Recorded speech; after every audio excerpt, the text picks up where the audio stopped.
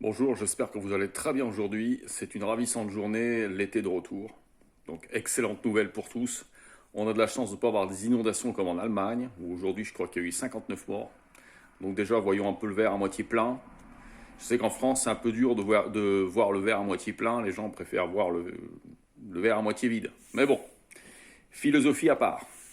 Aujourd'hui, je voudrais vous faire part d'une réflexion que j'ai eue et qui m'a semblé judicieuse de partager, à savoir une qualité que j'estime, je ne dis pas que je suis en train de vous parler d'une vérité, mais une qualité qui me semble essentielle, à la fois pour se préserver et se protéger dans ce système actuel, et également pour gagner la vie éternelle dans le monde d'après.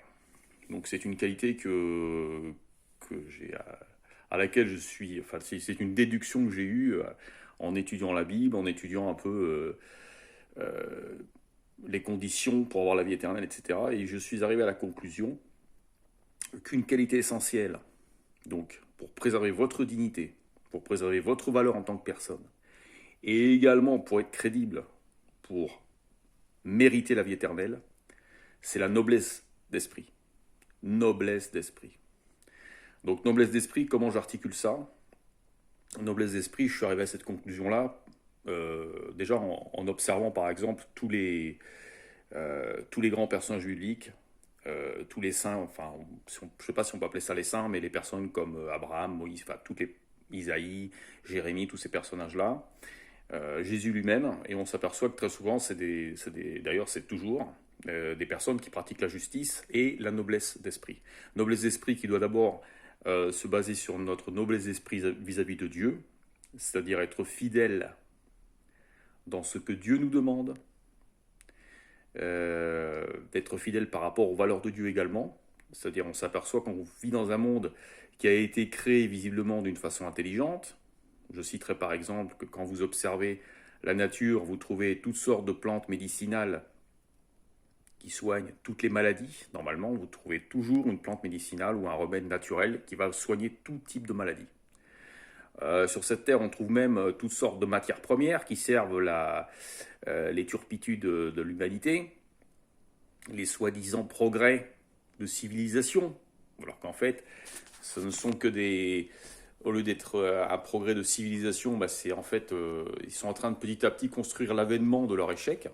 C'est-à-dire l'humanité, même Dieu dans son immense bonté a permis qu'il y ait toutes sortes de ressources pour que l'humanité puisse se frayer son propre chemin, avoir sa propre expérience existentielle, pour se rendre compte qu'au final, ils vont arriver à une limite et qu'ils ne pourront pas par eux-mêmes obtenir le salut.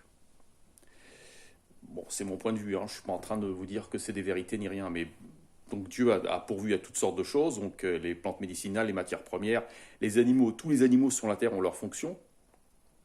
On peut les aimer, on peut pas les aimer, oui, c'est pas beau, les araignées, les rats, c'est pas bien, les cafards. N'empêche que c'est des animaux qui ont leur importance. Euh, et donc Dieu, lui, ce qu'il recherche aussi quand il parlait, je crois que c'est dans Isaïe, quand il parlait que on fera plus de mal sur sa montagne sainte. Et aussi dans la Bible, quand on parle que la terre est nul ne peut jurer par la terre, puisque la terre est le marchepied du Fils de l'homme. Donc la nature, la création, c'est un rôle sacré. Et donc nous, ici, sur cette terre, on est censé avoir un rôle en tant qu'être humain qui n'est pas celui de petits animaux qui vivent comme ça, n'importe comment.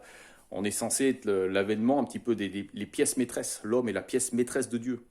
Donc ça veut dire qu'on doit quand même avoir une certaine noblesse d'esprit, on doit quand même être digne sur cette terre, on doit respecter la création, on doit respecter les autres. Et c'est pas du tout le cas maintenant. C'est pas du tout le cas maintenant. Là, je discutais il y a quelques jours avec un chasseur. Bon, moi, je vous dirais tout de suite, je suis carrément anti-chasse, hein. Et je lui disais que j'avais vu, je savais qu'il était chasseur, mais j'ai voulu le tester. Et je lui dis, ah, là où vous travaillez, là, dans votre champ, un jour, j'ai vu un renard, là. J'espère que vous l'avez pas tué.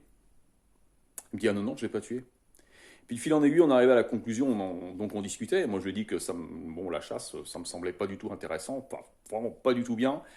Et j'ai dit, mais finalement, vous, les chasseurs, vous tuez pour le plaisir, quoi. Vous tuez pour le plaisir, hein. Ce que vous aimez bien faire, c'est À un moment donné, c'est quand il faut tirer la gâchette, là, c'est un plaisir pour vous. Hein. C'est ça, moi je le vois comme ça. Ou est-ce que je me trompe, je lui dis. Il m'a dit oui, oui, c'est la vérité, il me dit. Donc des cas comme ça, si vous voulez, vous avez des gens qui vous disent que c'est un plaisir de tuer des animaux. Mais il n'y a pas que la chasse, hein. Il y a aussi la pêche. Il y en a qui vont pêcher pour le plaisir, pour tuer. C'est même pas pour manger, c'est pêcher pour pêcher. Voilà. Pour tuer. Et après, ils donnent pour se donner bonne conscience. Je veux dire, c'est pas respectueux. On vit sur cette terre, c'est pas la demeure de l'homme, c'est l'œuvre de Dieu. Donc il faut respecter ça. Donc noblesse d'esprit, est-ce que l'être humain est noble? Je n'ai pas l'impression. Est-ce que l'être humain est noble avec son semblable? Je n'ai pas l'impression. Est-ce que l'être humain est noble avec les animaux? Je n'ai pas l'impression. Donc c'est très très mal parti. C'est très mal parti, mais ça peut être le cas de n'importe qui, hein, même de moi. Hein. Si voilà, si je suis pas forcément digne, je suis pas forcément un exemple à suivre. Mais quand Dieu parle de sa montagne sainte, que la terre est le marchepied du Fils de l'homme, c'est qu'il y a un rôle, c'est quand même un côté sacré, première chose.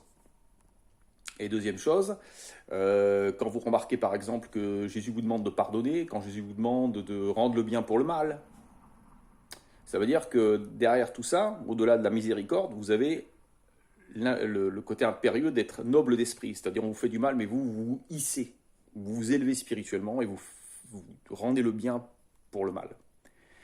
Et il y a très souvent des gens qui vont vous dire oui, vous vous humiliez, vous vous défendez pas, vous faites traiter comme des pauvres gens. Non, c'est pas la bonne attitude. Au contraire.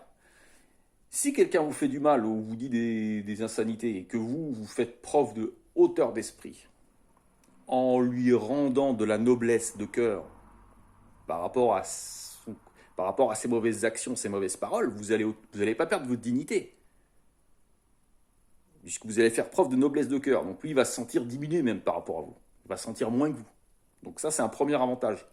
C'est que sans faire preuve d'orgueil, vous allez utiliser une qualité qui va vous aider, vous, à vous préserver. Et deuxièmement, vous allez faire plaisir à Dieu. Parce que Dieu, il ne faut pas vous imaginer que dans le monde nouveau, dans la vie d'après, vous allez arriver dans le monde de Dieu. Dieu, il ne prendra pas tout le monde, hein. Si vous n'êtes pas capable de faire preuve de noblesse d'esprit, si vous n'êtes pas capable de pardonner à quelqu'un, ou si vous n'êtes pas capable de prêter sans intérêt, et qu'après ça vous arrivez devant Dieu, enfin devant Jésus, vous dites oui Jésus, Jésus, parce qu'ils vont tous être désespérés hein, devant Jésus. Après ils vont arriver là, ça va être la cohue. Hein. Oui non non, laisse-moi passer, je suis gentil, j'étais bien, je suis allé à la messe tous les dimanches, blablabla, je suis allé à la salle du royaume tous les dimanches et je suis témoin de Jéhovah. Mais Jésus, ce qui l'intéresse, c'est pas tellement ce que vous allez dire.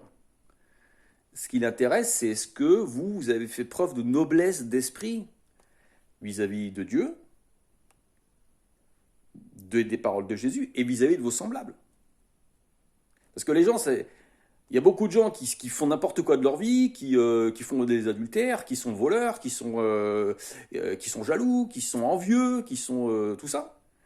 Mais ils s'attendent quand même à avoir la vie éternelle. C'est un peu se moquer de Dieu, ça. C'est-à-dire ils attendent que Dieu fasse preuve de noblesse d'esprit vis-à-vis d'eux, mais eux ne font absolument pas preuve de noblesse d'esprit dans leur vie quotidienne. Donc, si vous attendez que Dieu fasse preuve de noblesse d'esprit vis-à-vis de vous et vous donne la vie éternelle et vous pardonne, et vous devez faire pareil. D'ailleurs, Jésus l'a dit. Si vous ne pardonnez pas, vous ne serez pas pardonné. Donc ça, c'est un indice non négligeable. Donc, ce que je vous invite à faire, si vous n'êtes pas d'accord avec mon point de vue, c'est peut-être, je me trompe, hein, peut-être dans mon point de vue, n'hésitez pas à me faire part de vos commentaires et nous essaierons d'avancer ensemble dans ce sens. Voilà. Je vous remercie à tous, bonne journée, beaucoup de bénédictions et beaucoup de progrès spirituel à tous. À bientôt, au revoir.